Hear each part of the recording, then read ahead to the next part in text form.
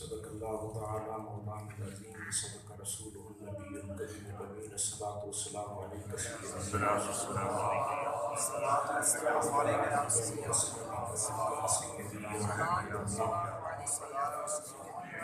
والسلام علیک سیدی یا رحمۃ للعالمین وعلی آلک واصحابک یا سیدی یا خاتم النبیین۔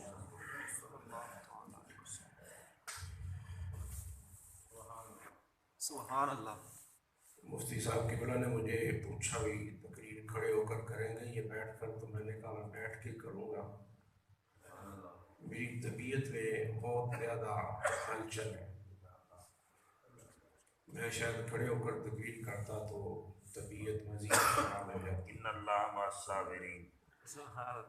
بہرحال جو ہوتا ہے نا اس میں کوئی بہتری ہوتی ہے، یوں سمجھے یہ تجربہ تھا ایک، اور ہمارے علماء صلحاء اور معززین کے سامنے بہت ساری باتیں آ گئیں، اور مجھے کچھ ناراضگیاں پہلے تھیں اپنے علماء پر، لیکن اب اور زیادہ ہو گئی، لیکن ان ناراضگیوں میں 90% تک کمی آ گئی مفتی صاحب کی گفتگو کے بعد۔ سبحان اللہ، سبحان اللہ۔ اور علامہ شہباز رسول صاحب نے جس والہانہ انداز سے حضور کا، صدیق اکبر کا عشق، محبت اور ادب بیان کیا، اس سے مزید میری طبیعت میں کچھ بہتری آ گئی، ورنہ شاید میں پھٹ جاتا۔ اللہ کریم کرم فرمائے، فضل فرمائے، رحمت فرمائے۔ بس میں یوں سمجھ لیجئے کہ مجھے یہ تسلی ہو گئی کہ اگر خدا نخواستہ اس طرح کے معاملات بنے تو ہمارے علماء اس طرح خاموش نہیں بیٹھتے، وہ اپنا حق ادا کرنے۔ میں سمجھ رہا تھا شاید میں اکیلا ہی ہوں، نہیں، میرے ساتھ پورا قافلہ ہے، اس لیے میں اس پر مزید کوئی کھل کے بات نہیں کر رہا۔ میں نے جو آیت مبارکہ پڑھی ہے بس اسی کا ترجمہ کرنا ضروری سمجھتا ہوں۔ اللہ کریم جل شانہ نے اس آیت مبارکہ میں ایک بات بیان فرمائی ہے کہ تمہیں مٹی سے پیدا کیا گیا ہے، پھر مٹی میں ڈالا جائے گا اور مٹی سے نکالا جائے گا۔ اور یہ بھی بات آپ نے بہت سارے لوگوں سے سنی ہوگی، وہ کہتے ہیں اور یہ کتابوں میں لکھی ہوئی ہے، پہنچی وہاں پہ خاک جہاں کا خمیر تھا، یعنی جس مٹی سے بندے کو بنایا جاتا ہے اسی مٹی میں اسے پھر مدفون کیا جاتا ہے، اور پھر اسی سے ہی قیامت کے دن اسے نکالا جائے گا۔ تو روضہ مصطفیٰ صلی اللہ علیہ وسلم، جس میں آقا کریم کے ساتھ آپ کے دو یار بیٹھے ہوئے ہیں، جلوہ فرما ہیں، تشریف رکھتے ہیں، اس کے بارے میں میرے آقا کا فرمان ہے، ما بین بیتی و منبری روضۃ من ریاض الجنہ، میرے اس گھر اور میرے منبر کے درمیان یہ جو جتنی جگہ ہے یہ ساری جنت کے ٹکڑوں میں سے ایک ٹکڑا ہے۔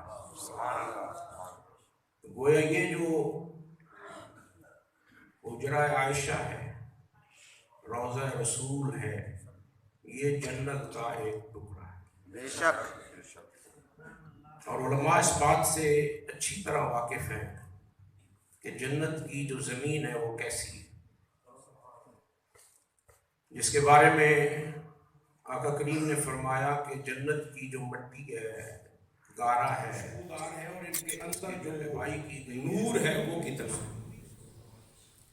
بات لمبی نہ ہو جائے، میں انتہائی اختصار کے ساتھ ایک بات عرض کرنا چاہتا ہوں حدیث پاک کی روشنی میں۔ صحابہ کرام کے ساتھ حضور کہیں باہر جلوہ گر تھے، اور ایک صحابی کو حضور نے بلا کر اپنے ساتھ لے کر باہر نکلے، اور باہر جا کر حضور نے 2-3 طرف اشارہ کر کے فرمایا، وہ جو درخت ہے، وہ جو درخت ہے، وہ جو درخت ہے، ان کو کہو کہ اکٹھے ہو جائیں، میں نے رفع حاجت کرنا، پردہ بنا۔ وہ اکٹھے ہوئے، حضور نے رفع حاجت فرمایا۔ آپ جانتے ہیں رفع حاجت کسے کہتے ہیں۔ حضور جب باہر نکلے تو وہ صحابی دوڑ کے اندر چلا گیا، حضور بلایا تو وہ دوڑ کے اندر گیا تو سرکار دو عالم صلی اللہ علیہ وسلم نے اس کو بلایا، ادھر آ تو وہ کہا حضور ابھی میں حاضر ہوں۔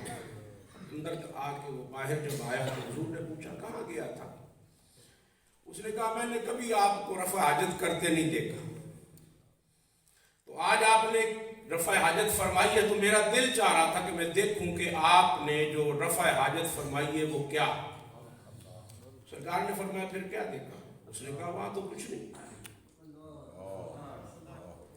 ہاں یہ 2-3 ڈیلے پڑے تھے، روڑے پڑے تھے پتھر مٹی کے جو بطور طہارت استعمال کیے جاتے ہیں۔ حضور نے فرمایا یہ کیوں اٹھا کے لایا ہے؟ یہ تو وہ ہے جس سے بندہ استنجا کرتا ہے، یہ میں نے بھی بطور استنجا استعمال کیے۔ اس نے کہا جی میں نے اسے سونگھ کے دیکھا، اس میں سے تو خوشبو آ رہی ہے۔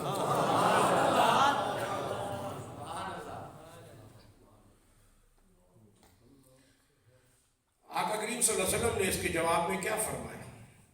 حضور نے فرمایا دنیا کی چیزیں جب میں کھا لیتا ہوں تو وہ میرے وجود میں جا کر نور بن جاتی ہیں۔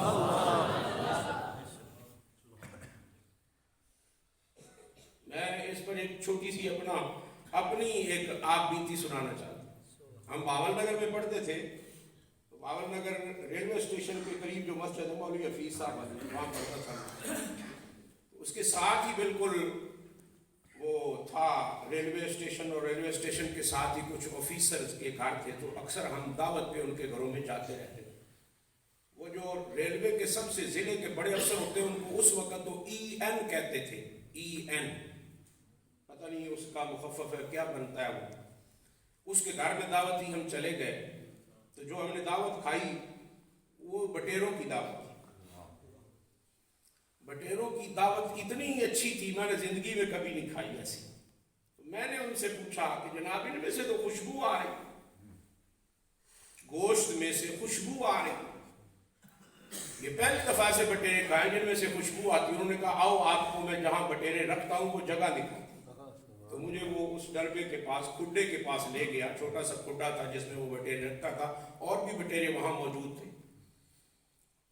میں قریب گیا تو انہوں نے کہا اور قریب جائے، اندر منہ ڈال کے ذرا اندر سے خوشبو لے۔ تو میں نے وہاں دیکھا کہ ان بٹیروں کی بیٹیں تھیں، میں نے اندر منہ کیا تو بدبو آنی چاہیے تھی، وہاں سے خوشبو آ رہی تھی۔ میں مزید حیران ہوا، تو میں نے کہا یہ بٹیروں کی بیٹ سے خوشبو کیوں آ رہی؟ اس نے کہا میں ان کو زعفران کھلاتا ہوں،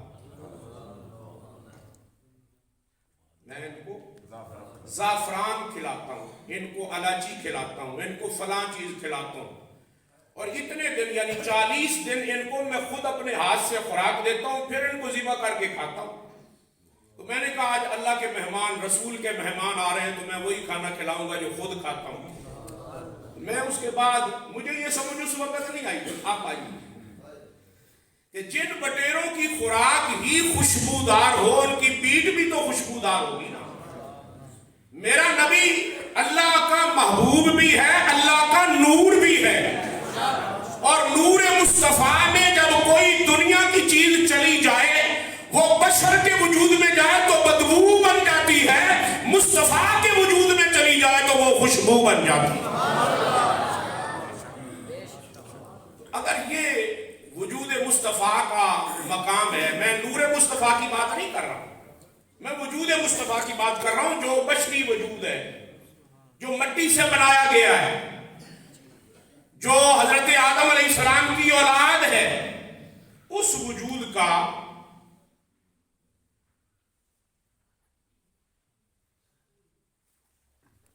میں اس کی وضاحت نہیں کروں گا۔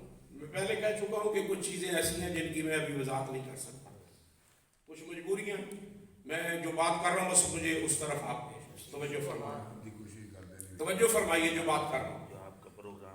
جو وجود مصطفیٰ ہے نا، جسم مصطفیٰ، بشری جسم، بشری وجود، وہ جس مٹی سے بنا ہے اس مٹی کے بارے میں میرا نبی خود فرما رہا ہے کہ یہ وہ مٹی ہے، یہ وہ زمین ہے، یہ وہ جگہ ہے جو جنت کے ٹکڑوں میں سے ایک ٹکڑا ہے۔ تو اس جنت کے ٹکڑے سے جس سے وجود مصطفیٰ بنا ہے، اسی مٹی سے وجود صدیق اکبر بنا ہے۔ جس وجود سے مصطفیٰ بنے، مٹی سے وجود بنا، اسی سے وجود صدیق اکبر بنا، اور پھر یہ وجود اکٹھے ہیں، اکٹھے تھے، اکٹھے رہیں گے۔ آقا کریم صلی اللہ علیہ وسلم مسجد نبی کے ماحول میں جلوہ گر ہیں، صحابہ کرام کا جمع غفیر ہے۔ اب میں اپنی اس پریشانی کو دور کرنے کے لیے ایک دو شعر پڑھنا چاہتا ہوں تاکہ کچھ تکلیف میری نہ ہو جائے۔ توجہ ہے جناب کی؟ اللہ اکبر کبیر۔ آپ صلاۃ و سلام پڑھیے، درود و سلام۔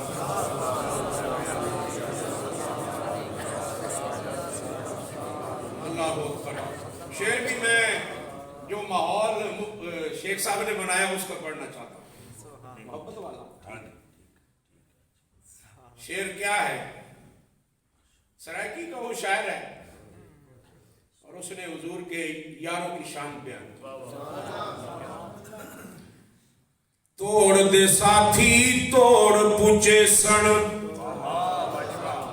انگلیاں پھڑ کے جنت ویسن، نالے جا کے سیر کرے سن، جنت دے گلزاراں دا بن یار نبی دیاں یاراں دا، بن یار نبی دیاں یاراں دا، بن یار نبی دیاں یاراں دا۔ جے شک ہووی تے چل مدینے، جے شک ہووی تے چل مدینے، ویکھ لے جوڑ مزاراں دا، بن یار نبی دیاں یاراں دا۔ میرے کملی والے آقا مسجد نبی کے ماحول میں تشریف فرما ہے، جلوہ گر ہیں، صحابہ کرام علیہم رضوان حضور کے سامنے حاضر ہیں، اور میرے آقا یوں جلوہ گر ہیں جیسے ستاروں میں چاند چمکتا نظر آتا ہے۔ اس لیے عاشق کی بات بڑی اچھی لگتی ہے، یہ جو کہتا ہے صحابہ وہ صحابہ جن کی ہر صبح عید ہوتی تھی، صحابہ وہ صحابہ جن کی ہر صبح عید ہوتی تھی، خدا کا قرب حاصل تھا، نبی کی دید ہوتی تھی۔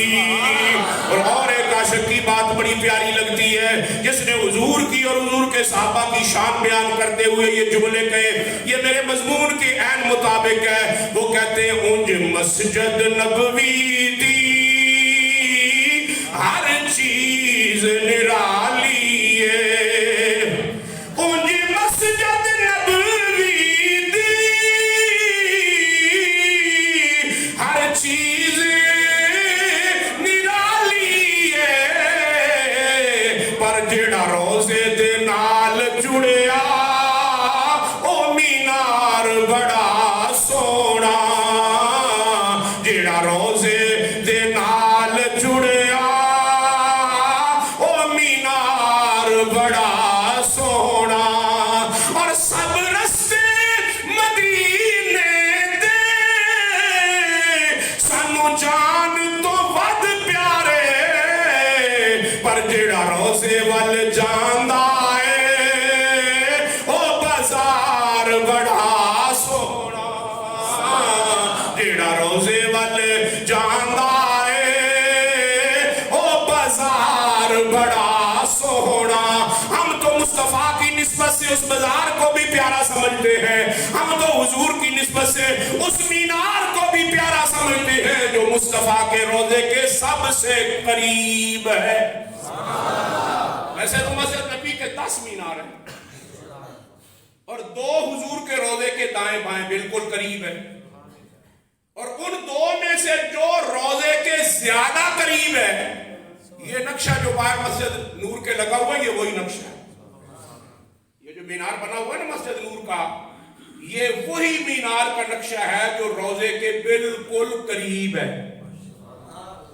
تو بھائی اور بھی تو مینار ہے، اس کا بنا لیتے، اور بھی تو ہے اس کا بنا لیتے، اور بھی تو ہے اس کا بنا لیتے۔ ہمیں مینار بھی وہ اچھا لگتا ہے جو حضور کے روزے کے قریب ہے۔ اگر روزے کے قریب والا بازار اچھا لگتا ہے، مینار اچھا لگتا ہے، تو جو بالکل مصطفیٰ کے ساتھ لیتا ہوا وہ کتنا اچھا لگتا ہے. سبحان اللہ. یہ مینار پھر بھی دور ہے, یہ بازار پھر بھی دور ہے, صدیق اکبر مصطفیٰ سے دور نہیں ہے. ایسا ہم اتنے دور ہونے والوں سے پیار کرتے ہیں تو جو اتنا قریب ہے اس سے کتنا پیار کرتے ہیں. سبحان اللہ. اس لیے ہمیں بابا جی کی وہ بات بڑی پیاری لگتی ہے, اور میرے خیال میں ہر مکتبہ فکر کے عالم کو وہ پیاری لگی ہے. بابا جی فرماتے تھے دور کتے اور سائیاں میں پہ گئے ہو.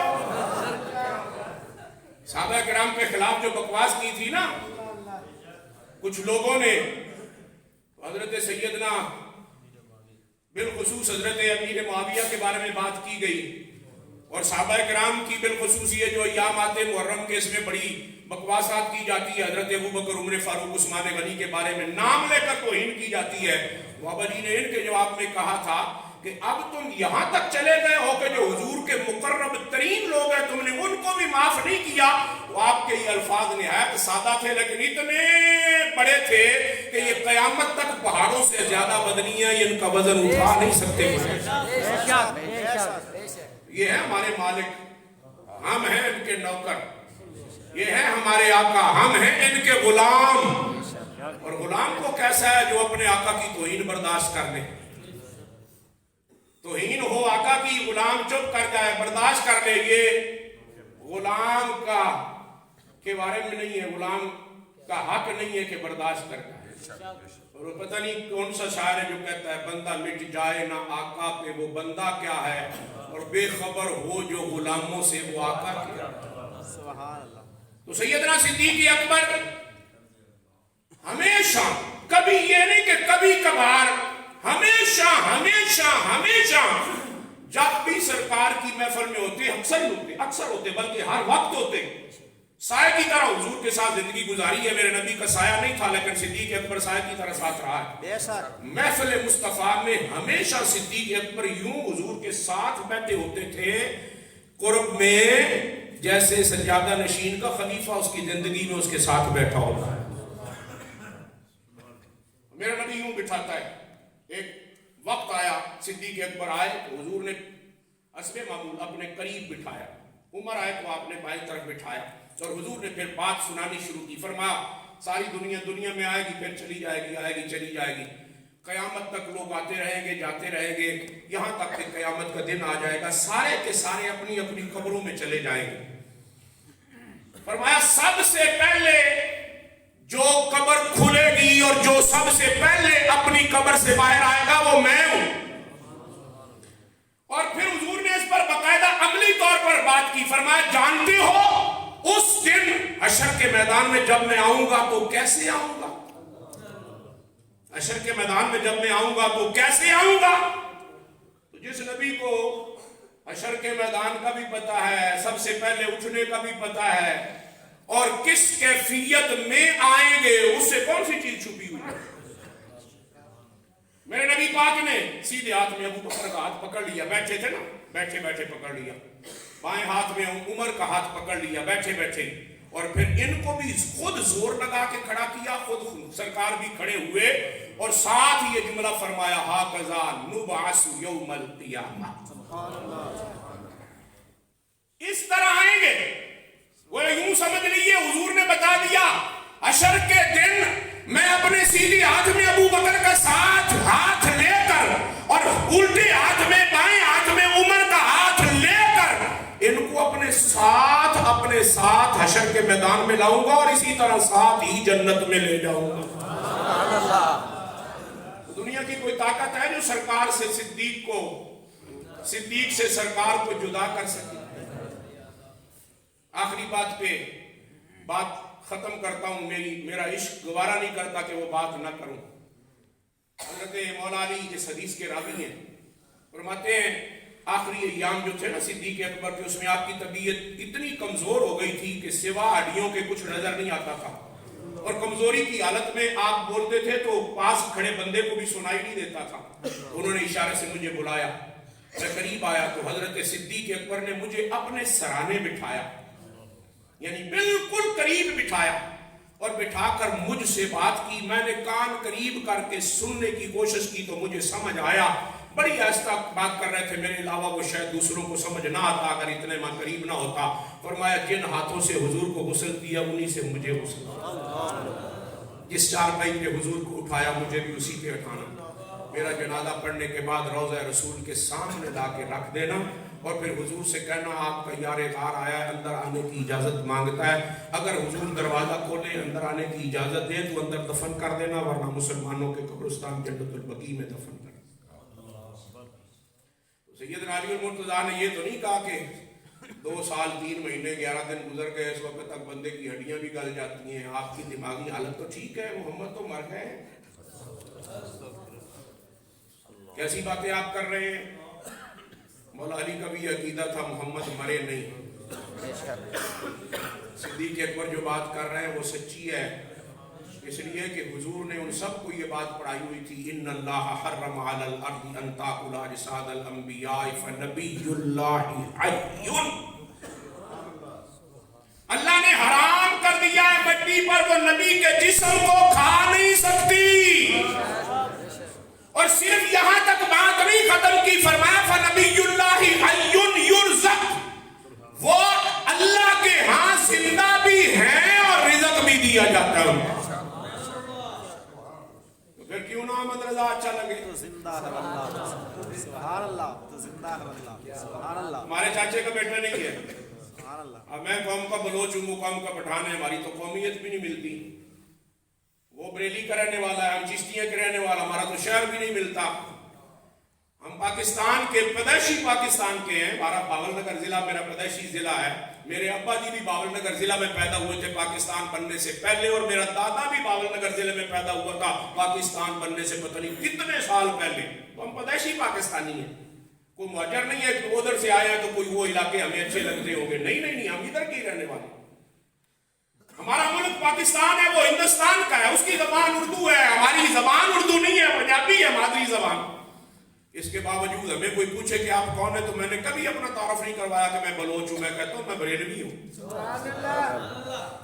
اس لیے کہ بلوچ کہلوانے میں ہو سکتا ہے کبھی کبھی شرمندگی ہو, لیکن اب مجھے شرمندگی نہیں ہوتی. پہلے ہوتی تھی کہ زرداری بھی بلوچ ہے, لیکن اب شرمندگی نہیں ہوتی, اس لیے کہ بلوچوں میں ظفر اللہ جمالی بھی ہے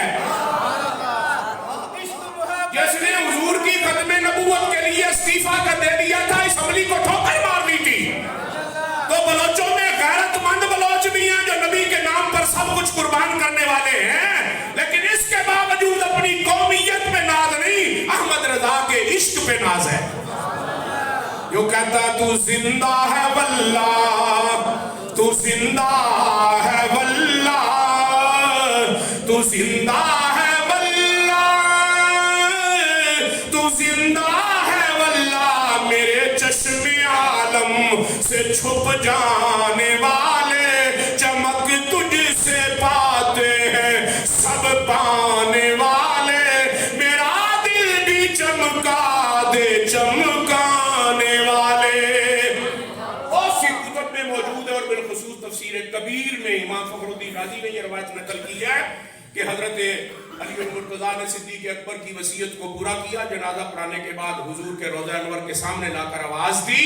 کہتے جتنے صحابہ وہاں موجود تھے انہوں نے اپنی آنکھوں سے دیکھا, دروازہ خود بخود کھلا اور اندر سے آواز آئی ادخل الحبیب الی الحبیب, یار کو یار سے ملا.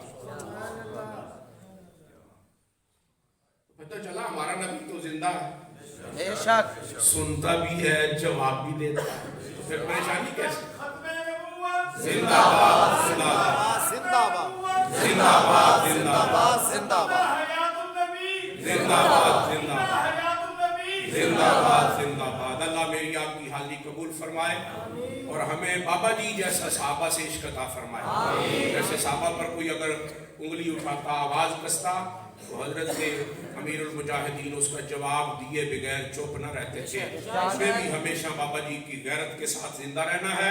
تحریک لبیک کے تمام کارکنان, غیور کارکنان سے میں کہتا ہوں, جہاں ہم نے ناموس رسالت اور ختم نبوت کے تحفظ کے لیے بابا جی کے ہاتھ پر بیعت کی ہے کہ جان بھی دے دیں گے, پیچھے نہیں ہٹیں گے, اسی طرح ہم حضرت ابوبکر صدیق عمر فاروق عثمان غنی مولا علی اور تمام کے تمام صحابہ کرام کی ناموس پر بھی پہرا دینا ہے.